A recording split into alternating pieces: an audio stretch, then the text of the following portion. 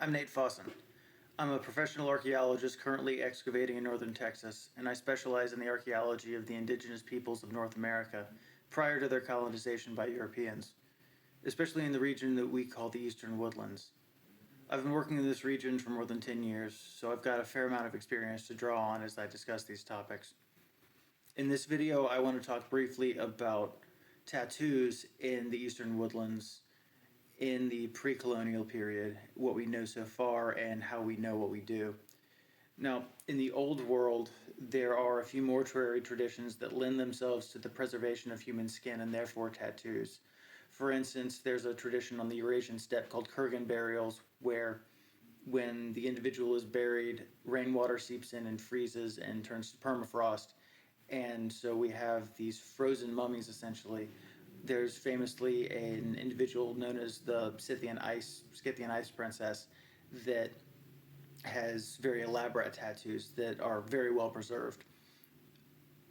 We don't really have similar conditions for that here in the Eastern Woodlands. There are no natural conditions that are going to create human mummies because it's very hot and humid, and we don't have a mummification tradition in an artificial sense either. So we don't have that first order line of evidence, the actual skin with the tattoo on it that we can look at. But there are three other lines of evidence that we can draw on. So first, when European artists get to North America and they start making representational illustrations of the people who lived there, well, here, they're typically depicted as having tattoos. This isn't a slight against the indigenous artists of the Americas. For the entire pre-colonial period, we have really good evidence that the artists and artisans here were producing world-class work in their respective media. But it's all very stylized and iconographic and has layers of cultural and religious meaning that are involved. So it's hard to know for sure what details are strictly representational and what details are symbolic or references to other things. Kind of like how you might think of like looking at stained glass windows in churches. If you know nothing about Christian culture whatsoever, it might be hard to interpret what you're looking at. So the illustrations that were made by early colonists are easier for us as Western interpreters to interpret and understand. And in those, they're unambiguously depicted as having tattoos. So second, we have ethnographic descriptions produced by early colonists and especially missionaries as they're interacting with these native populations for the first time. For example, a missionary named Gabriel Sagard Theodat wrote in the early 1600s, quote, "Some have the body and face tattoos with figures of serpents, lizards, squirrels, and other animals, and especially the Petun tribe, who are relatives of the Huron, who nearly all have the bodies so covered with devices." Now finally, we also have evidence of tattooing toolkits in the archaeological record, and that's the only reason we have any indication at all of how old tattooing as a tradition is in the Eastern Woodlands. So on very rare occasion, we'll find bone needles that still have stains from the tattoo ink on the surface. Tattoo ink really isn't that difficult to make. You just combine burned wood ash powder and powdered burned bone. Sometimes you don't need the bone to either an oil or a water base, and that's perfectly sufficient as a tattoo ink, as a black ink that will turn greenish or bluish over time. There have been a few experimental studies done recently to figure out how to identify bone tattoo needles specifically, and I'll put some links in the description to some of those studies.